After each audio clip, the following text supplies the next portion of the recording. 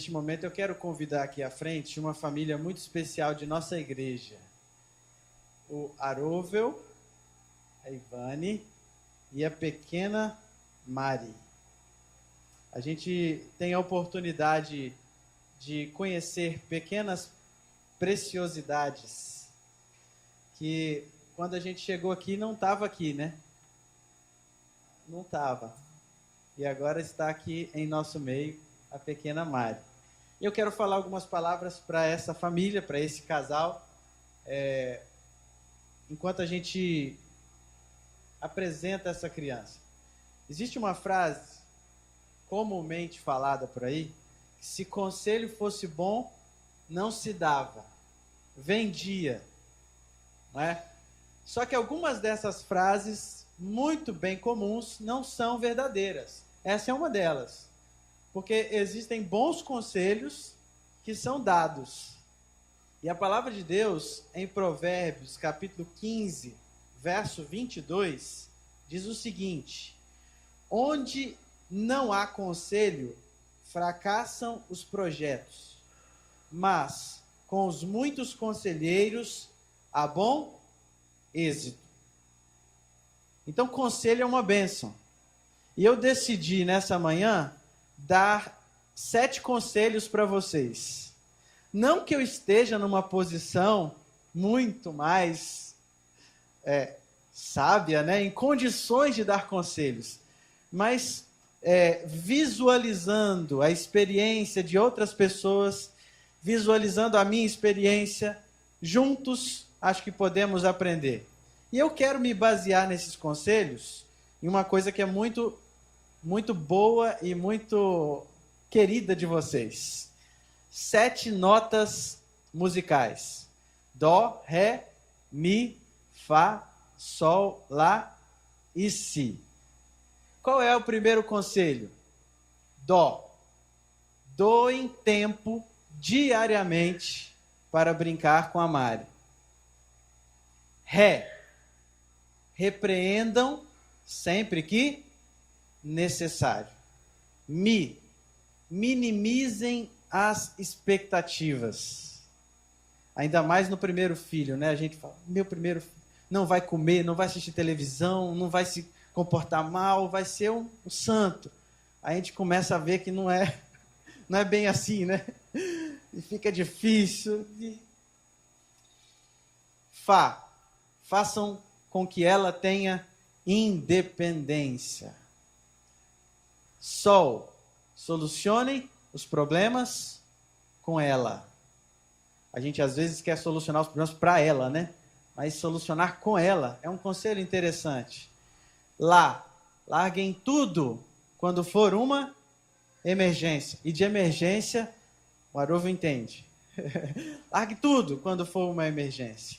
E sigam a Jesus e a ensinem no caminho. A gente não deve ensinar o caminho. Ah, esse é o caminho, vai lá. A gente ensina andando pelo caminho. A cada dia andando com Jesus. São poucos conselhos, poderia ser muito mais, mas eu estou aprendendo ainda, então eu não tenho como dar todos.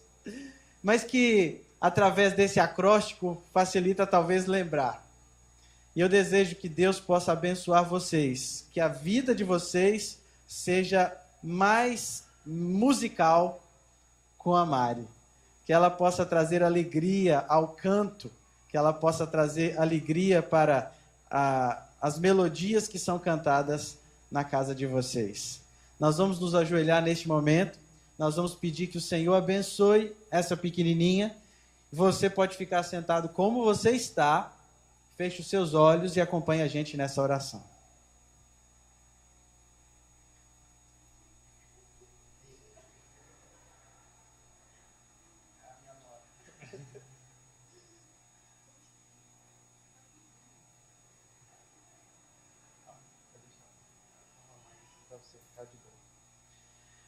Querido Deus, obrigado, Senhor, pela bênção que é uma criança.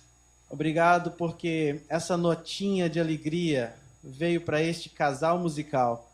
E nós queremos agradecer Queremos pedir também que o Senhor a abençoe, que o Senhor a faça crescer com sabedoria, em estatura, em graça diante do Senhor, que ela seja uma bênção no seu lar, na sua igreja, na sociedade. Abençoe dando sabedoria, Senhor, ao Aróvel e à Ivane, para que sejam pais dedicados, mesmo que sejam imperfeitos, como todos nós, que estejam observando o Pai perfeito do céu, para saber o que fazer para conduzir a Mari nos caminhos de Jesus. Abençoa essa pequena, Senhor. Nós te agradecemos e dedicamos ela ao Senhor, em nome de Jesus. Amém, Senhor.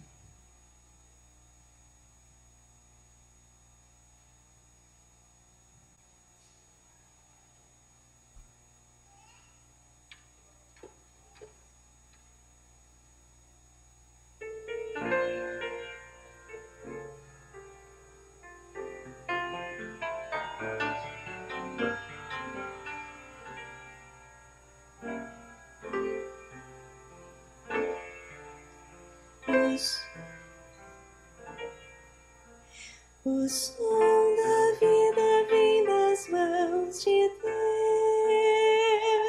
Deus, um presente em melodias divinas, o coração e um choro de um bebê demonstram um amor que é sem igual. Por isso posso compreender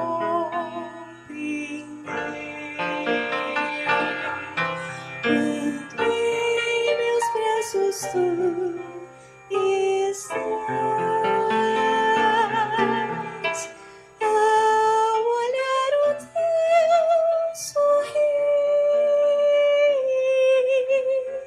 ao ouvir o teu chorar,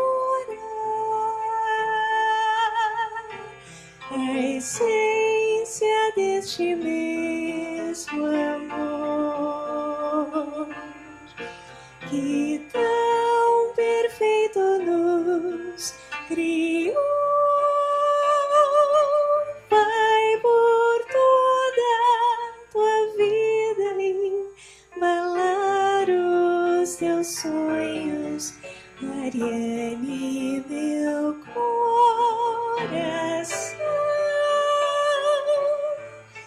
Vai por toda a tua vida embalar os teus sonhos, Mariane, meu coração.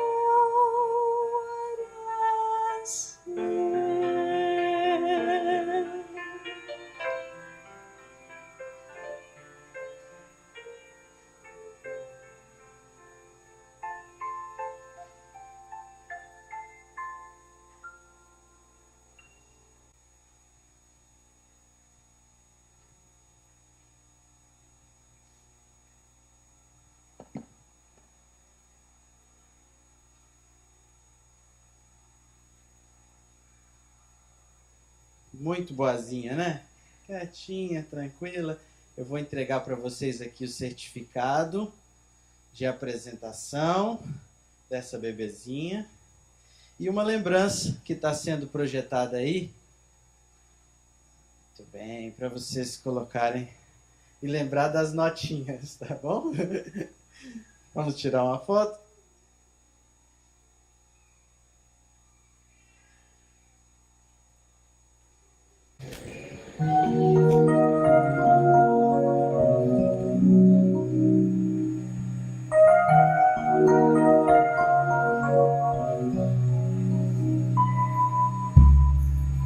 Se existe um templo onde há adoração, onde se encontram o louvor e a perfeição, se existe um reino que jamais acabará, ali te louvarei, sim, te louvarei. Se existe existe um trono onde o infinito está, se existe um céu acima de Jerusalém, se existe um lugar mais lindo que o sol, ali te louvarei, sim, te louvarei. Um perfeito som, palavras que nem sei eu tento e vão buscar no meu louvor a ti. Se existe um lugar que dá prazer a ti, ali te louvarei, ó Senhor, te louvarei, cantarei teu nome santo, Hosana. clamarei pelas montanhas, és o grande rei. Poderosas são as tuas obras, digno é o Cordeiro que morreu, Rei dos Reis, refúgio e fortaleza, lírio és do vale, Senhor. Se eu encontrar lugar assim, tão lindo, ali te louvarei, sim, te louvarei. Rei dos Reis, refúgio e fortaleza, lírio és do vale, Senhor, meu Senhor. Se eu encontrar lugar assim, tão lindo, ali te louvarei, sim, te louvarei.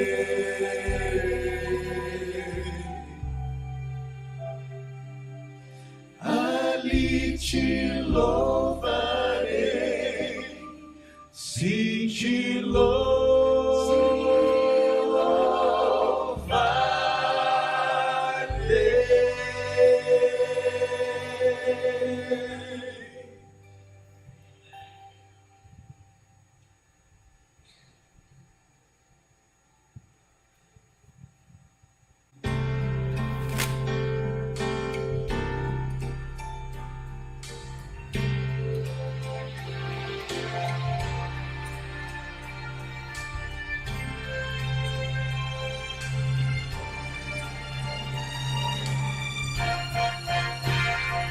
Somos luz para aqueles que choram e consola os que têm muita dor.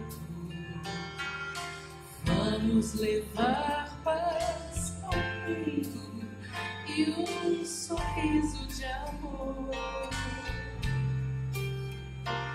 Se às vezes nós somos feridos e o mundo cala nossa voz, não podemos deixar de amar Jesus e mostrar o que fez por nós. Não vou me envergonhar de amá-lo, e ao mundo eu vou, Ao mundo eu vou que cantar, nada poderá afastar. nada poderá, Seus braços vão me amparar. Seu amor é poder, transformou meu viver. Você me faz luz, oh, nada poderá separar-me separar-me do meu Jesus.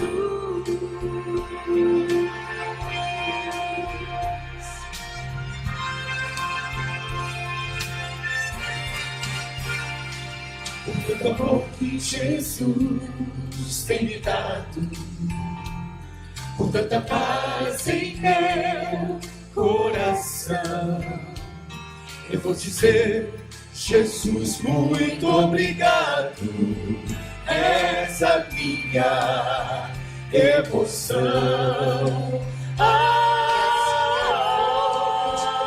Neste mundo, na certeza de que o mal Vai ter fim, descansando no amor tão profundo.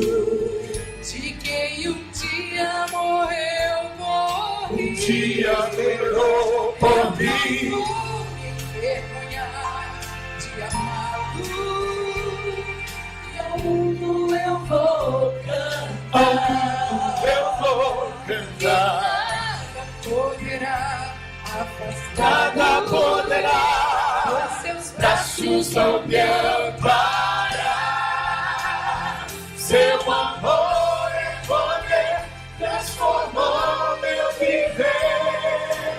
Você me faz luz, oh, nada poderá separar-me, nada poderá separar-me do Meu Jesus é amor, meu vida é calor, o seu nome é poder, não existe maior prazer, nada poderá separar-me, nada poderá separar-me. meu Jesus é amor, meu vida é calor, o seu nome é poder, não existe maior prazer, nada poderá, nada poderá, Nada poderá separar-me do meu Jesus. nada poderá separar-me.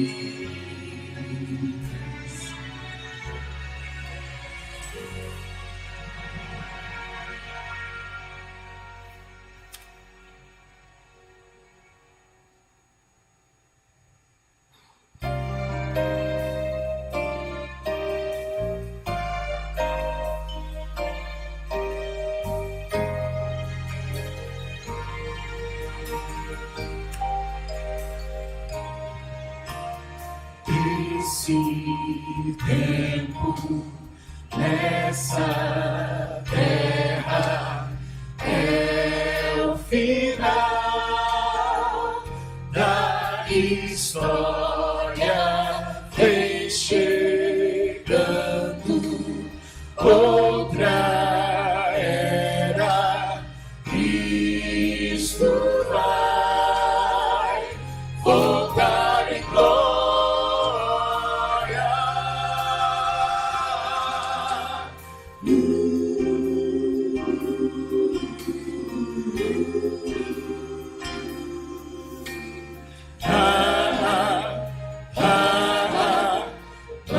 Nossas vozes, nossas vidas vão falar do grande amor que nos pode salvar.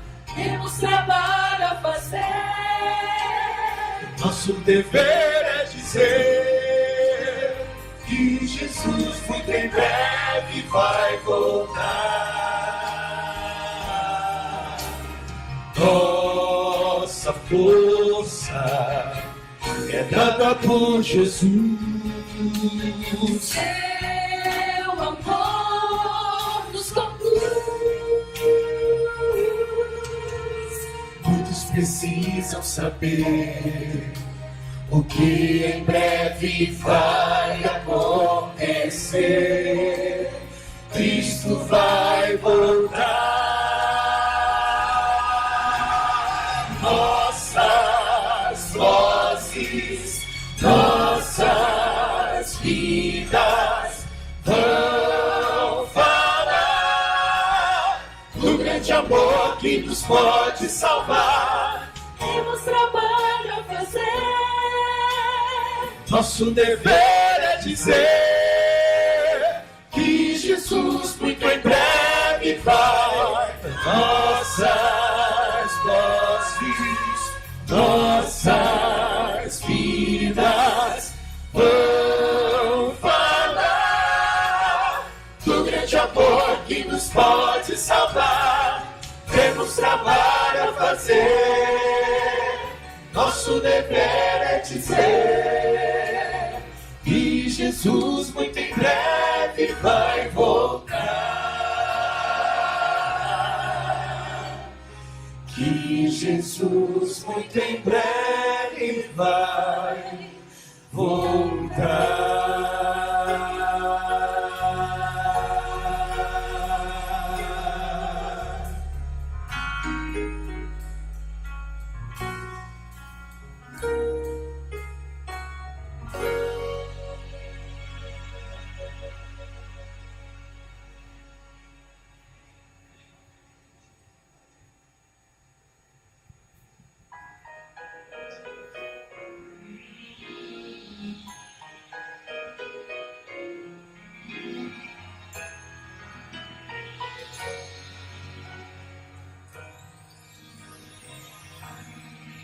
Muito triste eu andava sozinho e sem paz, mas eu hoje tenho prazer eficaz e constantemente eu louvo a meu Deus e tenho um motivo. Tenho um motivo. Sou de Jesus. Sou de Jesus. Eu sou de Jesus. Sou de Jesus. De Cristo Jesus, meu Jesus, meu Senhor. Quero falar, quero sempre cantar o amor, meu Salvador. Sou de Jesus. de Cristo Jesus, meu Jesus, meu Senhor. Sempre cantar o amor. Sou de Jesus.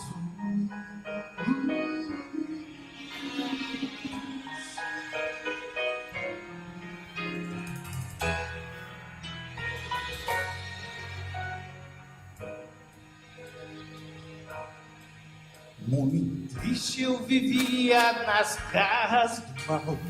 O mundo atirou-me no abismo fatal. Agora vou voando no céu. Sou livre e contente. Livre e contente. Sou de Jesus. Sou de Jesus. Sou de Jesus. De Cristo Jesus, meu Jesus, meu Senhor. Sempre cantar o amor, meu Salvador. Sou de Jesus. De Cristo Jesus, meu Jesus, meu Senhor. Sempre cantar o amor. Se estás muito triste, por que lamentar? Em Cristo tu achas tesouro sem par, imensa alegria, poder, salvação. sem mar. Se eu sou de Jesus, Jesus, meu Senhor, sempre cantar o amor. Sou de Jesus. Eu quero falar. Sou de Jesus. Sou de Jesus. Eu sou de Jesus.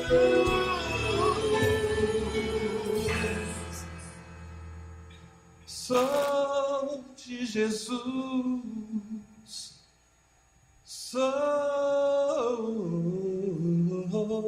de Jesus.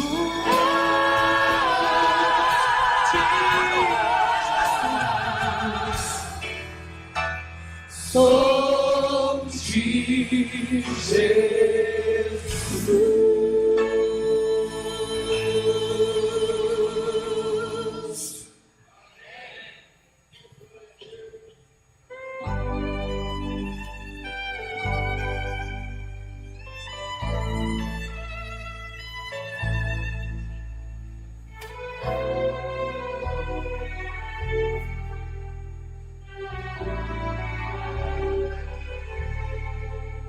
Se na escuridão da vida tu não sabes pra onde ir, se andas cheio de motivos pra parar e desistir, uma coisa eu te digo, preste muita atenção. Jesus Cristo é a saída, Jesus Cristo é a solução. Ele é mais que uma resposta, é a mão que te conduz. Quando tudo está escuro, Ele é a própria luz, é a fonte da esperança, da alegria e do prazer. Ele é a única saída pra tua vida renascer.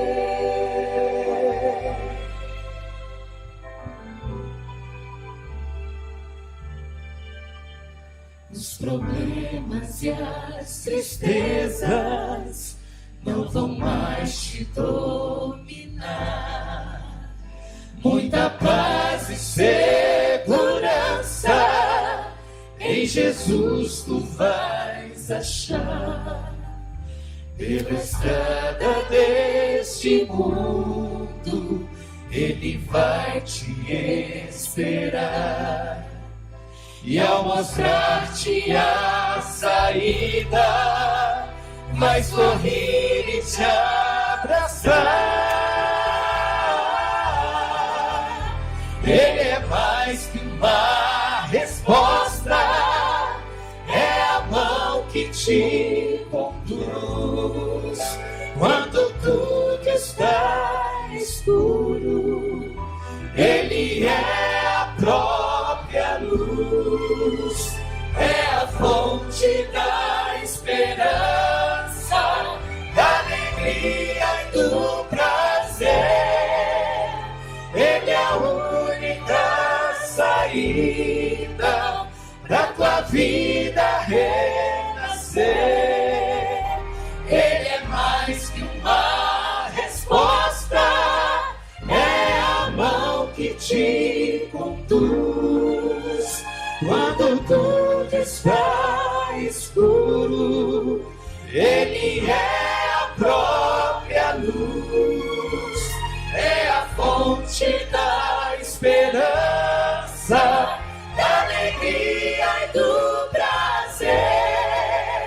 Jesus Cristo é a saída pra tua vida renascer. Jesus Cristo é a saída pra tua vida renascer.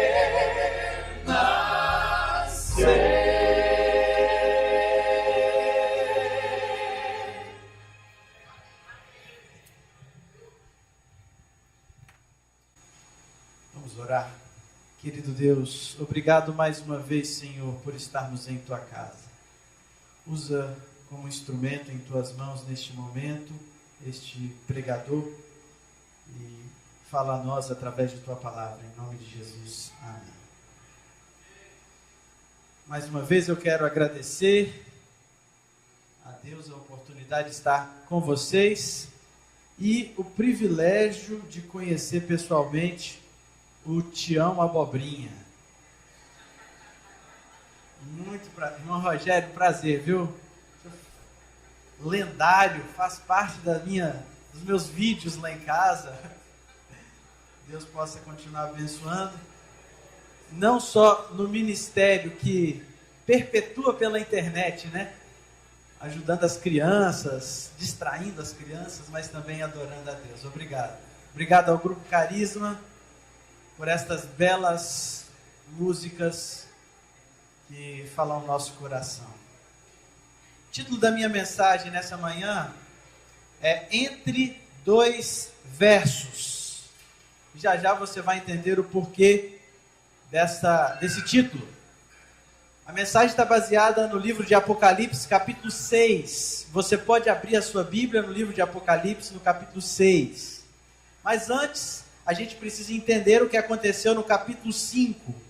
O livro do Apocalipse é um livro muito importante da Bíblia, tem um monte de coisa interessante para a gente aprender. E para a gente poder entender um pouco do capítulo 6, a gente precisa recapitular o que aconteceu no capítulo 5. No capítulo 5, João descreve uma cena em que Jesus toma um livro selado. Ele toma esse livro selado da mão de Deus sob uma aclamação nunca antes vista no universo. E tem inclusive uma música do pastor Fernando Iglesias que fala a respeito desse momento, desse capítulo. João estava chorando, olhando para o céu, procurava por um Salvador. Eu resolvi arriscar cantar bem no dia que o Carisma veio, né? Estamos aí, Carisma, né? Precisar de tenor. E essa música descreve esse momento. Depois você procura na internet, talvez você não tenha pegado a referência, mas pesquisando na internet você vai entender esse cenário. João começa a ficar desesperado quando ele vê um livro que descreve o futuro. Esse livro está selado e ninguém no universo é digno de abrir. E aí de repente aparece o Cordeiro de Deus. E esse Cordeiro começa a abrir estes selos.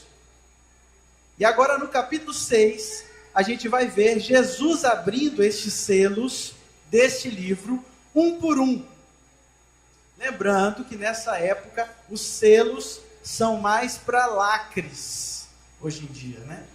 O selo era uma espécie de vela derretida com um sinete, uma marcação. E aí o capítulo 6 fala dos primeiros selos, os 6 primeiros selos. O 7º selo, ele é mencionado no capítulo 8. Assim como em outros capítulos, existe muito símbolo aqui.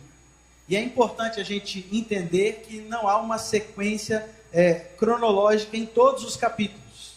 Mas aqui no capítulo 6 tem uma sequência profética e simbólica de 7 selos sequenciais.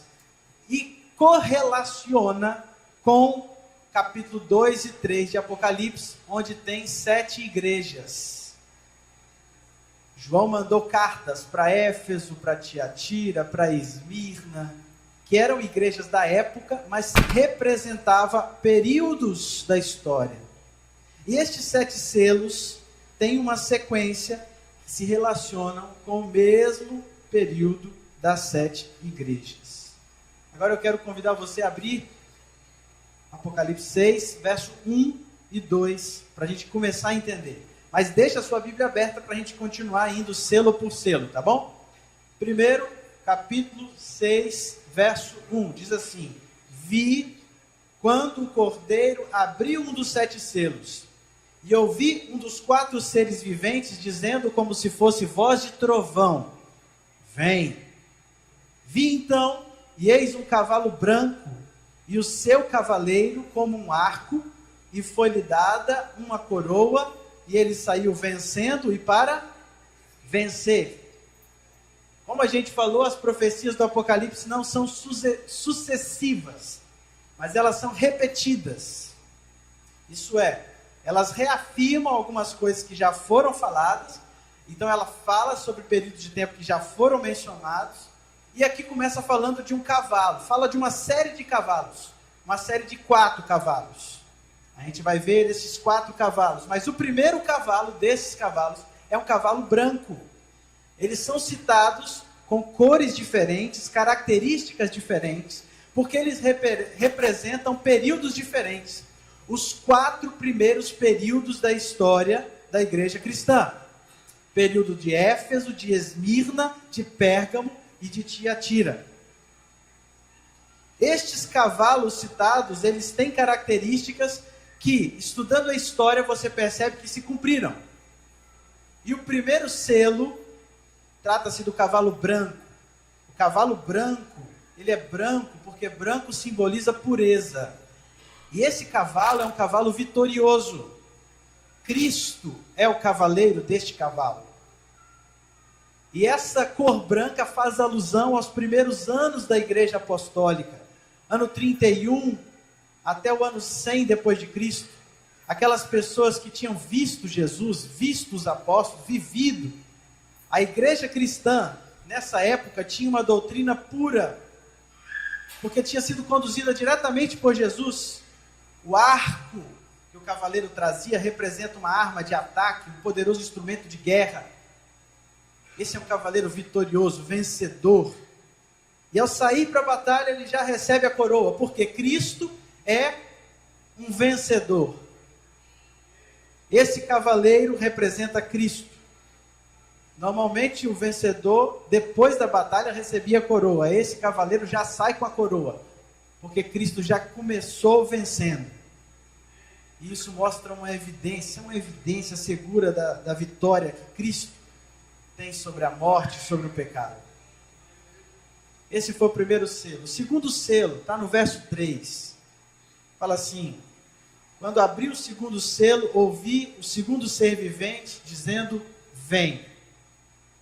E saiu outro cavalo, vermelho, e ao seu cavaleiro foi-lhe dado tirar a paz da terra, para que os homens se matassem uns aos outros. Também foi-lhe dado o quê? Uma grande espada. Cavalo vermelho, ele simboliza sangue. E não apenas sangue, ele simboliza corrupção, pecado. Se antes a igreja era branca porque era pura, agora ela começa a ficar manchada. E esse cavaleiro representa o Império Romano pagão. O segundo selo apresenta a igreja num estado de corrupção. A cor vermelha mostra que, em se tratando de vida espiritual, o povo deixou de ser puro. Antes eram branquinhos.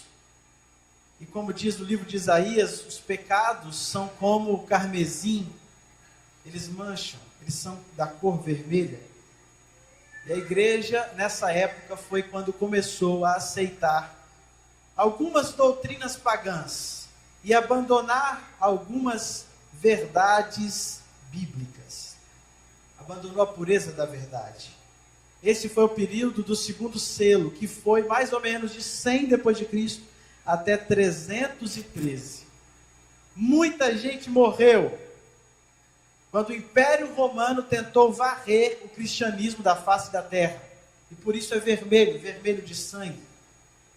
Havia perseguição contra os cristãos, muitas mortes por causa de muitos mártires. O Coliseu é uma lembrança deste momento, desse período. Os cristãos primitivos não tinham liberdade para ir à igreja como nós hoje, para prestar um culto a Deus. Ser cristão era correr risco de morte. E eles se escondiam nas catacumbas. E conta-se que no concílio de Nicéia, em 325 depois de Cristo, quase todas as pessoas presentes apresentavam algum tipo de mutilação. Perdeu um braço, perdeu uma perna. Resultado da perseguição. Esse foi o tempo do cavalo vermelho. Foi o tempo em que os pagãos perseguiam os cristãos. Agora nós vamos ver o verso 5 e o 6. Terceiro selo.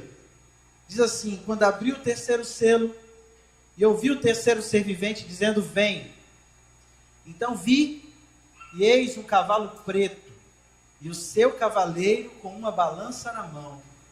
E ouvi uma como que voz no meio dos 4 seres viventes, dizendo: uma medida de trigo por 1 denário, 3 medidas de cevada por 1 denário, e não danifiques o azeite e o vinho. Este é o período da igreja pervertida, da igreja mercado. O cavalo preto simboliza luto, trevas espirituais. O cavaleiro representa a figura do imperador romano. Constantino é o principal personagem desse período, que vai de 313 até 538. Nessa época, o cristianismo já não era mais ilícito. As pessoas começaram a ser incentivadas a ser cristãos. O cristianismo, porém, também não era mais puro. Não era mais branco, era corrupto. E ele é representado por um cavalo preto. As doutrinas pagãs tomaram o lugar de doutrinas verdadeiras e puras. Foi durante esse período que a igreja começou a dominar o Estado. E a partir daí não eram mais os pagãos que perseguiam os cristãos, eram os cristãos que perseguiam os pagãos. A balança mencionada aqui na Bíblia é um símbolo de justiça. E a utilização desse símbolo é porque a igreja nessa época começou a exercer autoridade judicial junto com o Estado. Os imperadores romanos, desde Constantino até Justiniano, eles davam essa autoridade para o Papa, o bispo de Roma. Nessa visão, João viu a balança na mão do cavaleiro e falava assim: 1 medida de trigo por 1 denário. 3 medidas de cevada por 1 denário. A palavra de Deus diz que o pão da vida deve ser de graça. Mas agora ele começou a se tornar negócio. Começou a ser vendido. Perdão começou a ser vendido. A religião se tornou um negócio. E o trigo, que representa a pura verdade, era vendido a 1 denário. E a cevada, que não é tão pura assim, representando as tradições, representando os erros que penetraram na igreja, também era vendida a 1 denário. Ou seja, a verdade ou a mentira tanto faz. E até hoje isso, infelizmente, perdura no meio cristão. Há sempre aqueles que apresentam mais cevada do que trigo, mais erros do que verdade. Mistura tudo e acha que está tudo certo. Está no mesmo nível, no mesmo patamar. E as Escrituras nos dizem que o azeite é símbolo do Espírito Santo. O vinho, o suco da uva, é símbolo de Jesus. E aqui diz: não danifique o azeite e o vinho. Não invoquem o nome de Jesus e o nome do Espírito Santo em vão. Essa foi uma época em que o nome de Deus, o nome de Jesus, muita discussão se teve a respeito de Jesus, a respeito do Espírito Santo. Tradição tomou o lugar do homem. Perdão de pecados, algo apenas concedido por Jesus, começou a ser dado por homens. Este foi o período do terceiro selo. Vamos ler o verso 7 e o verso 8 agora. Período do quarto selo. Diz assim: quando o cordeiro abriu o quarto selo, ouvi uma voz do quarto ser vivente dizendo: vem. E olhei, e eis um cavalo de que cor? Amarelo. E o seu cavaleiro, sendo este chamado Morte. E o inferno o estava seguindo. E foi-lhes dada autoridade sobre a 4ª parte da terra para matar a espada pela fome, com a mortandade por meio das feras da terra. O cavalo amarelo, ele simboliza a morte. Eu sempre achei estranho esse negócio, porque branco, vermelho, aí o preto, e depois vem o amarelo. O amarelo tinha que ter antes, né? Era branco, amarelo, vermelho, né? Para ficando. Só que esse amarelo não é um amarelo lindo, ouro. É um amarelo esverdeado. A palavra grega é a palavra chloros, que é um esverdeado pálido, cor da morte. Sabe quando a pessoa está passando mal e você fala assim: nossa, você está ficando meio verde. Não é nem amarelo, é um amarelo meio verde de quem está passando mal, de quem está mal.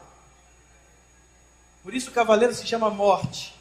E foi durante esse período que se cumpriu os 1260 anos de perseguição descrito na Bíblia. Na época em que os templos pagãos viraram igrejas cristãs.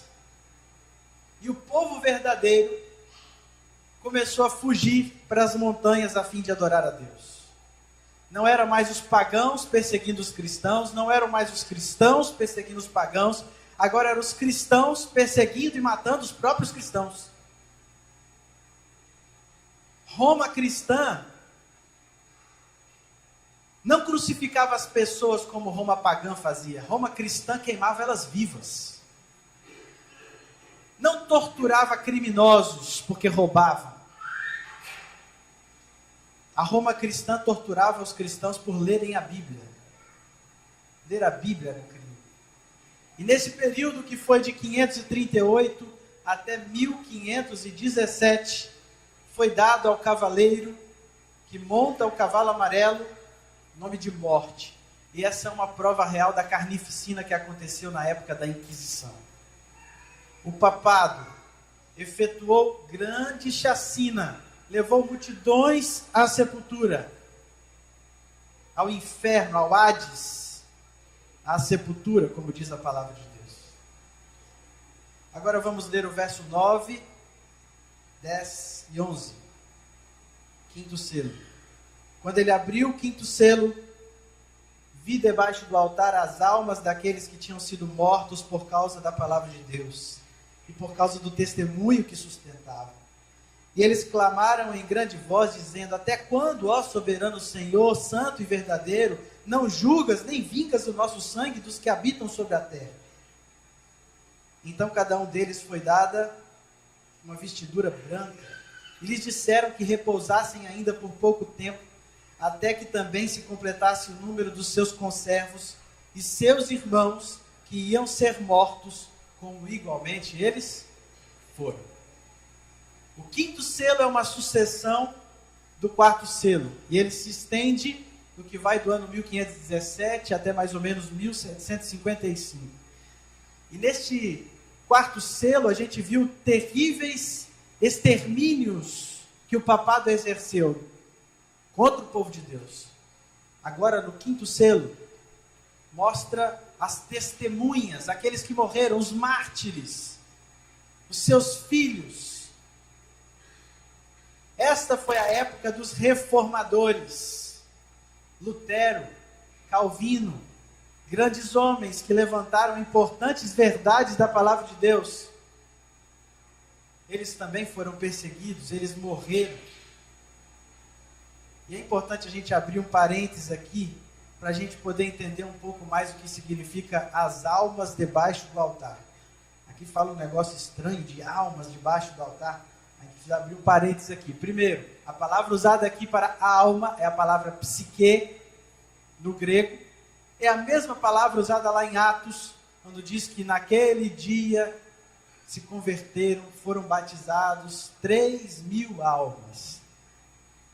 A palavra psique aparece mais de 100 vezes no Novo Testamento, e elas fazem referências a uma pessoa viva. Não é alguma coisa desencarnada que sai da pessoa, não. Uma outra observação interessante: será que lá no céu tem um altar de sacrifício? E se tivesse um altar de sacrifício, caberia todo mundo que foi morto, todo mundo que foi mártir, embaixo desse altar de sacrifício? Mais uma outra observação para a gente pensar: haveria um espírito de vingança no céu? Aquelas pessoas que morreram, estavam lá chateadas. Está errado isso, Senhor, o Senhor precisa vingar a gente. Será que existiria isso? E se fossem almas penadas que estivessem lá no céu, se isso fosse verdade, aqueles que perseguiram e morreram não estariam no inferno, já não estariam sofrendo a consequência que deveria sofrer? Enfim, a gente consegue concluir por esta argumentação que a ideia popular de colocar essas almas no céu não é uma ideia bíblica. Mas por que isso aqui está aqui? Qual é o significado disso? Lá em Gênesis, no capítulo 4, quando Abel foi morto por Caim, existe uma expressão, uma frase lá que fala assim: o sangue de Abel clama por vingança. O sangue não fala, óbvio que não. Mas é uma linguagem figurada mostrando para Deus que quando alguma injustiça acontece, Ele precisa agir. Muita gente foi morta. E essa vingança não é requerida por aqueles mártires. Eles morreram, eles estão na sepultura, não entendem de nada, não sabem de nada. Como a Bíblia afirma, os mortos nada sabem. Mas o clamor por justiça fica. Milhões e milhões de pessoas que foram martirizadas durante todo esse período da Inquisição não foram esquecidos por Deus. A palavra de Deus deixa um alerta de que Deus vai punir no tempo certo os inimigos do povo de Deus. E as vestes brancas desse pessoal comprovam o caráter deles, puro. Eles estavam fiéis, firmes, foram salvos. E a frase ainda fala que por pouco tempo eles ficariam ali repousando, ou seja, eles estavam nos sepulcros. Por pouco tempo ficariam ali, depois serão ressuscitados. Vamos agora ler o capítulo 12. Versículo 12. Capítulo 6. Sexto selo. Diz assim: vi quando o cordeiro abriu o sexto selo, e sobreveio um grande terremoto. O sol se tornou negro como saco de crina, a lua toda como sangue. As estrelas do céu caíram pela terra como uma figueira, quando abalada por vento forte, deixa cair os seus figos verdes. E o céu recolheu-se como um pergaminho quando se enrola. Então todos os montes e ilhas foram movidos do seu lugar. Os reis da terra, os grandes, os comandantes, os ricos, os poderosos, e todo escravo e todo livre, se esconderam nas cavernas e nos penhascos dos montes.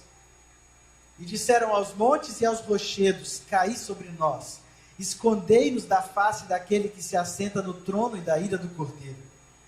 Porque chegou o grande dia da ira deles, e quem é que pode suster-se? João visualiza a abertura do sexto selo, onde estão descritos sinais da iminente volta de Jesus. Esse é o período correspondente à época dos grandes reavivamentos, Guilherme Miller. E a linguagem aqui deixa de ser apenas simbólica e começa a se tornar literal. Os escritores do Antigo Testamento, assim como o próprio Jesus, falaram muitas vezes que antes do seu retorno, grandes sinais aconteceriam no céu, na lua, nas estrelas, na terra. E estes sinais eram indícios da volta de Jesus. E se você se interessar e procurar um pouquinho mais na história, você vai perceber que no século XVIII, no dia 1º de novembro de 1755, na cidade de Lisboa, em Portugal, aconteceu o maior terremoto de toda a história até aquela ocasião. A maior parte da cidade foi destruída em apenas alguns minutos. O sismo abalou outras cidades da Europa, da Ásia. Essas são as ruínas de uma igreja, de um convento em Lisboa. E se você pesquisar mais, você percebe que no dia 19 de maio de 1780 aconteceu algo inédito, um dia escuro, principalmente na cidade de Connecticut, nos Estados Unidos. Na noite seguinte ao dia escuro, a lua ficou vermelha como se fosse sangue. Um eclipse estranho. Na noite do dia 13 de novembro de 1833, uma tempestade de estrelas cadentes rompeu sobre a Terra. A América do Norte recebeu o maior impacto dessa chuva de estrelas. E aí a gente chega então no sétimo selo. O último período da história dessa terra.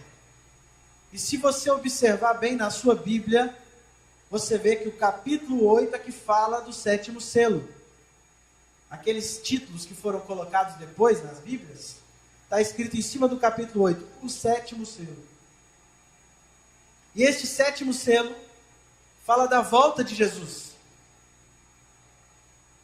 O verso 1 do capítulo 8 fala de silêncio no céu. Os anjos saíram para vir aqui a essa terra para nos buscar. Ou seja, de acordo com a profecia que a gente está estudando no capítulo 6, nós estamos vivendo o período exato entre os versos 13 e 14. Lembra que eu falei que a Bíblia não é cronológica, ela não coloca data nem nada. Se tivesse colocado, já tinham destruído a Bíblia durante essas perseguições. A gente exige um pouquinho de esforço, e alguém colocou o título errado. Alguém colocou o 7º selo aqui no capítulo 8, devia estar aqui entre o verso 13 e o verso 14, porque sutilmente João descreve que de uma hora para outra, de repente, aconteceria terremoto, chuva de estrelas, Jesus ia voltar. De acordo com a profecia do capítulo 6, nós estamos vivendo hoje exatamente entre o verso 13 e o verso 14. O verso 13 fala de acontecimentos que se foram, e o verso 14 fala do céu se retirando como um rolo, as ilhas se movendo, pedras caindo do céu. E João descreve esse momento como um tempo em que as pessoas vão correr, vão se esconder. Pessoas que não estavam dedicando a sua vida a Jesus vão pedir para que as pedras caiam sobre eles, porque eles não conseguem enxergar a ira, a face de Deus, de um Deus que vem trazer justiça a esse mundo. E aquelas pessoas que não entregaram o coração a Ele neste momento vão estar desesperadas. Em outras palavras, hoje na mensagem que você ouviu, você viu que desde 1833, quando aconteceu o último episódio, até hoje, a gente está vivendo entre o verso 13 e o verso 14. Tudo que tinha que acontecer até o verso 13 aconteceu. Falta entrar o verso 14. E eu queria que você pensasse um pouco nisso. Tudo que tinha que acontecer, aconteceu. Será que o que está no verso 14 está muito longe de acontecer? Jesus está voltando, irmãos. Parece que não. Às vezes parece que não, mas está. E eu não gosto de sensacionalismo. Eu odeio aqueles vídeos que mandam com: agora o decreto foi assinado, não sei aonde. Papa foi nos Estados Unidos para fazer. Mas a verdade é que a gente já está fazendo hora extra nesse mundo. E a qualquer momento, Deus faz assim. Tudo tem fim. E o que a sua igreja tem feito? A sua igreja tem chamado, a igreja mundial tem chamado todos os membros para reavivamento e reforma, para estudar mais a palavra. A sua igreja tem feito campanha para você assinar o guia de estudo da palavra de Deus. Mas é triste a gente ver a quantidade de gente que vive como se Jesus não fosse voltar. Porque nós somos 700 membros, deveríamos ter 700 assinaturas de lição na escola sabatina. Por que a gente não tem? Eu quero fazer uma pergunta com todo carinho para você hoje. O que você vai fazer com o que você ouviu hoje nesta mensagem? Eu ouvi uma vez uma história de uma igreja de Patos. Mateus sabe falar quaquá agora. Quaquá. Uma igreja de Patos. Era uma igreja de Patos, onde tinha o pastor Pato, os irmãos Patos.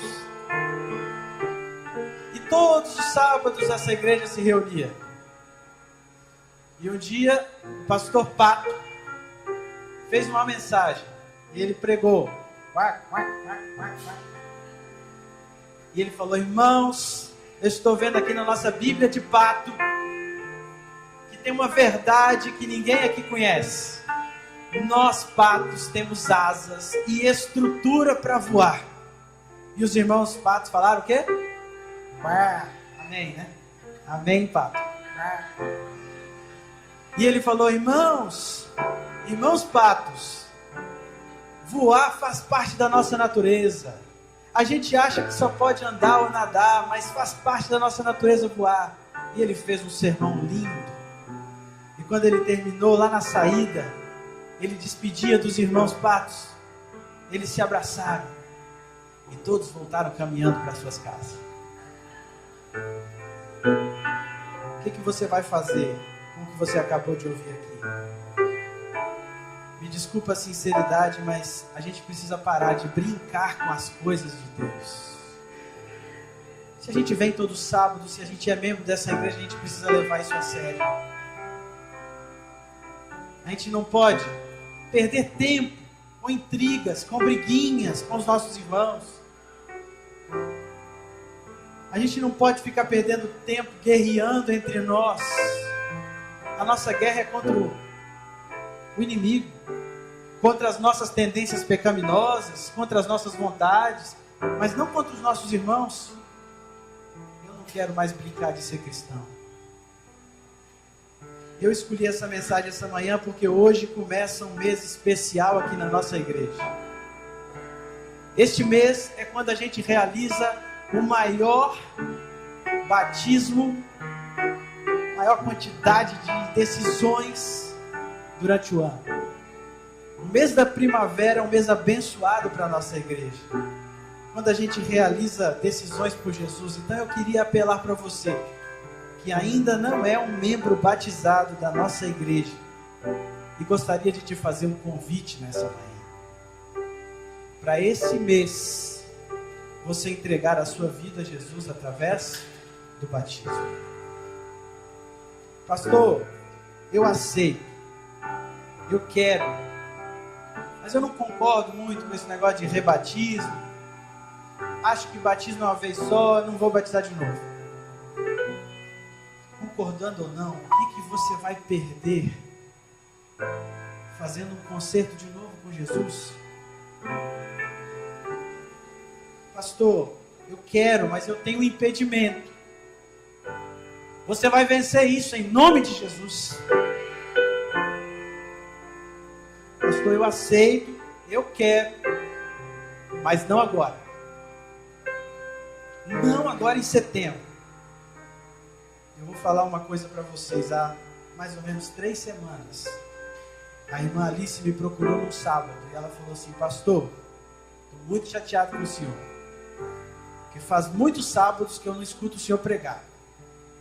E eu falei: é verdade, irmã, aconteceram alguns imprevistos, julho, agosto, vários sábados teve convidado e eu não preguei. Mas fica tranquilo que em setembro eu vou pregar. Ela ficou doente no domingo, na segunda-feira ela foi internada, na quarta eu tive a oportunidade de visitá-la no hospital, e na sexta-feira eu estava fazendo o velório dela. Graças a Deus, irmãos, a irmã Alice tinha a sua fé em Jesus. Ela estava em paz com Deus. Mas e você? Vai arriscar até quando? A gente está vivendo entre 2 versos. Você acha que está seguro esperar um pouquinho mais?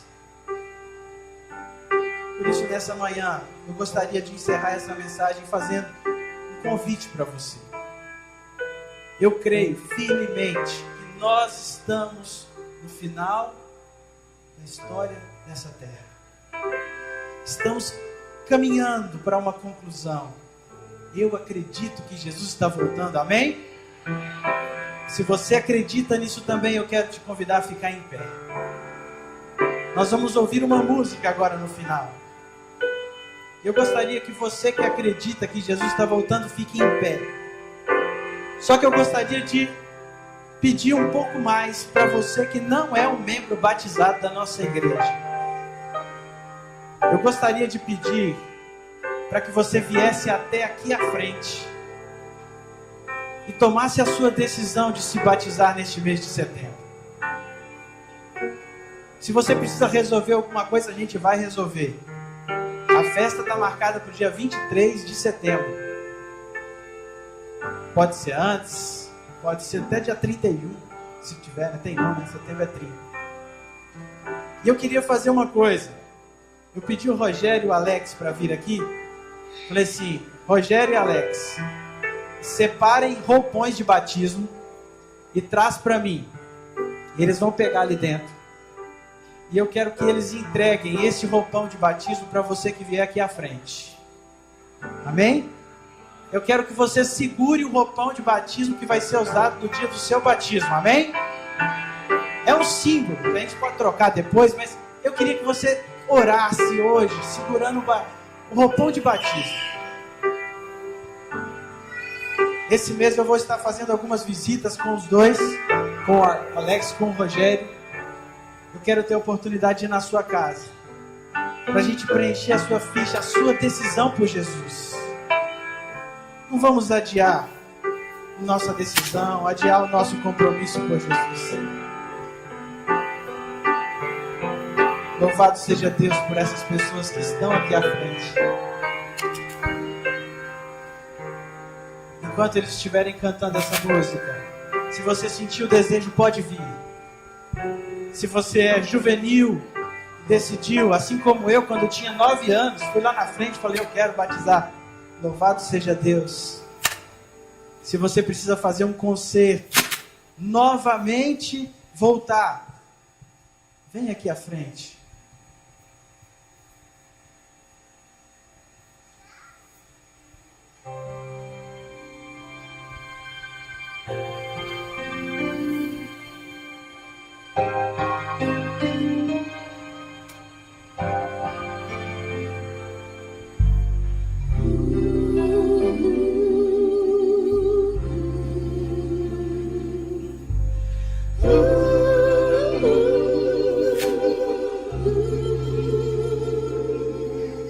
Cristo disse um dia: vou vencer o mal e salvar o homem dos seus pecados. Deixarei meu trono, deixarei meu rei, e entre o céu e a terra eu morrerei para poder salvar aquele que em mim confia.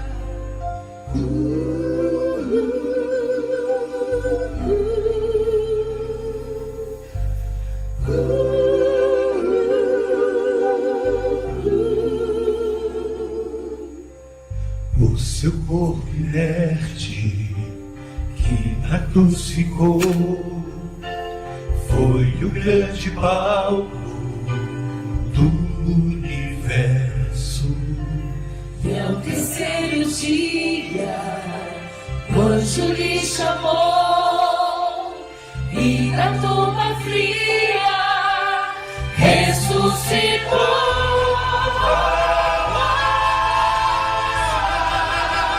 A morte da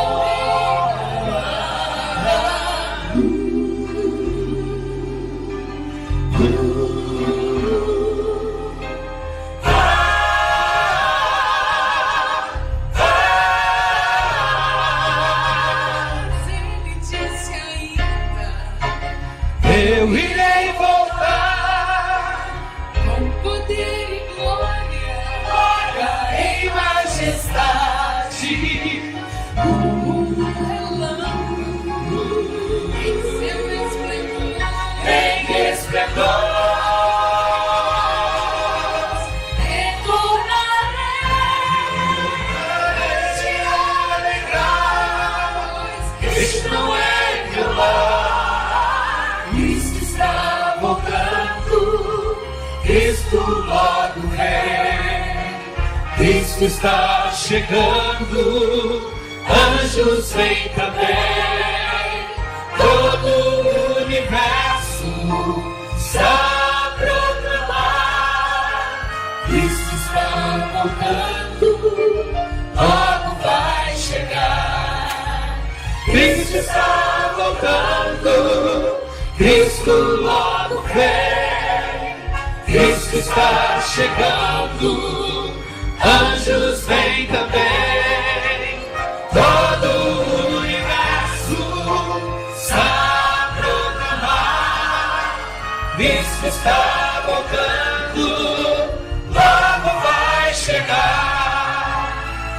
Cristo está voltando, Cristo logo vem, Cristo está chegando, anjos vêm também, todo o universo está a proclamar, Cristo está voltando, logo vai chegar, todo o universo está a proclamar, Cristo está voltando, logo vai chegar.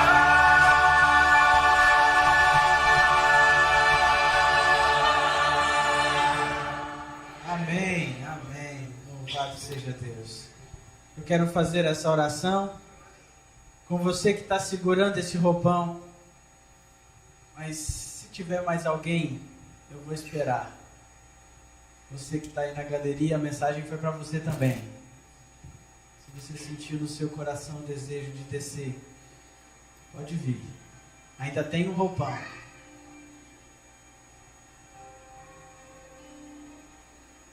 Louvado seja Deus por cada decisão. Se você sentiu no seu coração o desejo, louvado seja Deus.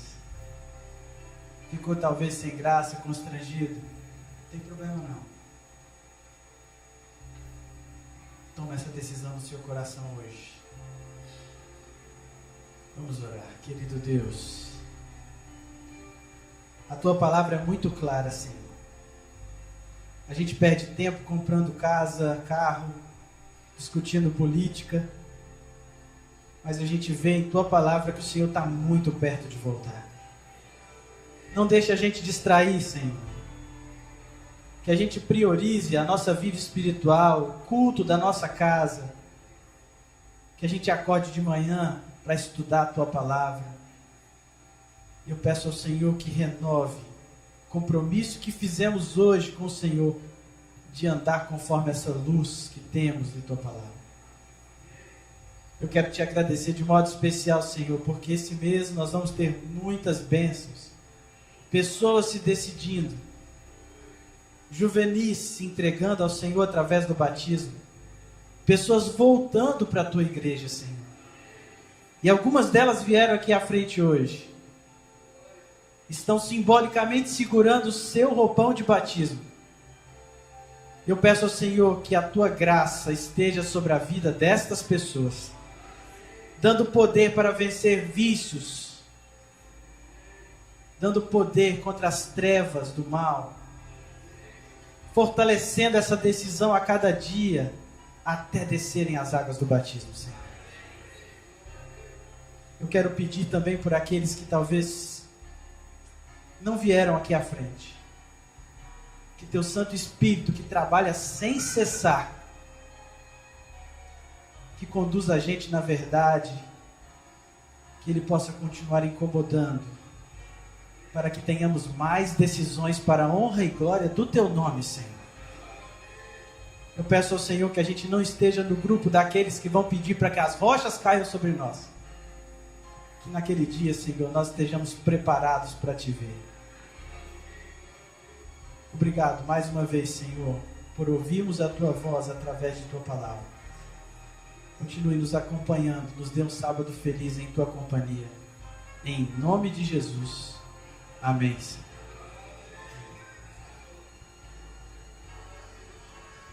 Eu vou sair para cumprimentar todos vocês. Quem está com roupão não precisa devolver não, viu? Lá na saída eu quero te cumprimentar, você me entrega lá. Eu quero te dar um abraço lá na saída. E até lá você vai encontrar outras pessoas por aí que vão também te parabenizar. Deus possa abençoar essa decisão na sua vida.